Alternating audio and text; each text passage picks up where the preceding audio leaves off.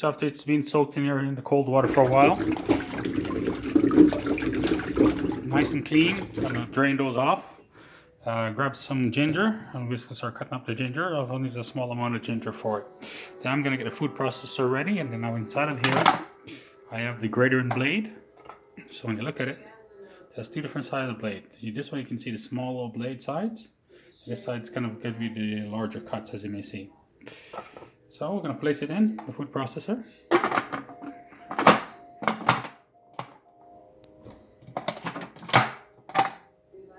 Okay, so now these are basically soaking. The ginger is just about chopped up. So I got a little bit of anise seed here, some honey. I usually buy a big container of honey like this, and I basically put it inside of here like this. I got some cinnamon, got some cinnamon stick. I got some green cardamom seeds, cinnamon sticks as well, brown sugar, date sugar, some little bit of white sugar, vanilla. This is kind of a clear vanilla, but oh my god, it's beautiful. And a little bit of rose water.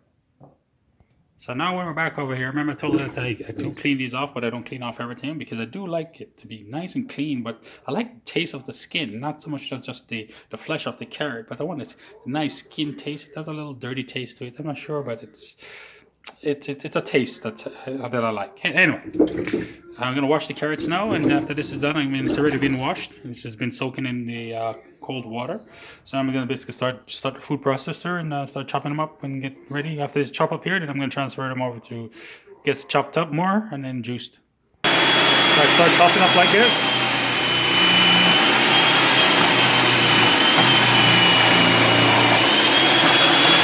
From the bottom to cut up like that. So I'm going to take it apart. That's basically what it kind of looks like. Easier for this guy to chop up into puree.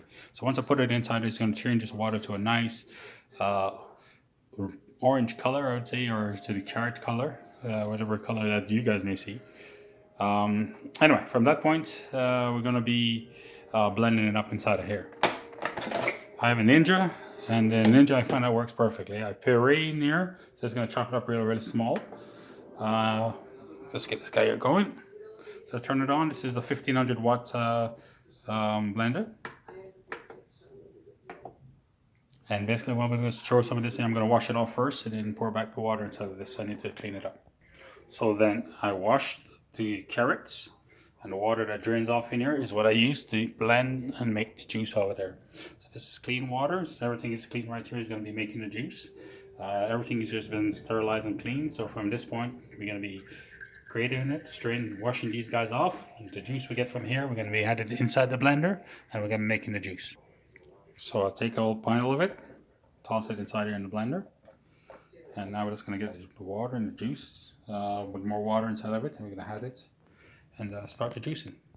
I cut the ginger into 4 little pieces. I add 1 piece to here when it's going to be blended up, and we're going to get ready to blend it in a minute here. Okay, so it's going to be in, locked in position. Then all I'm going to do is basically add some water here. So now I fill it up with water, hit puree. And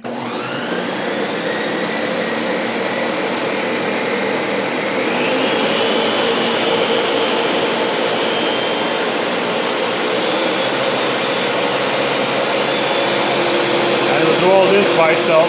When I'm done, I just strain it out. Now the plan is, you see this big container, it's about a 10 liter, I mean not 10 liter, it's about a 5 liter container. And I'm going to fill this up with water, and I'm going to use a 10-pound bag of carrots, and we're going to fill this up. So I'm going to keep on using this water over and over until I actually get it completely blended, until I get it to the texture I want.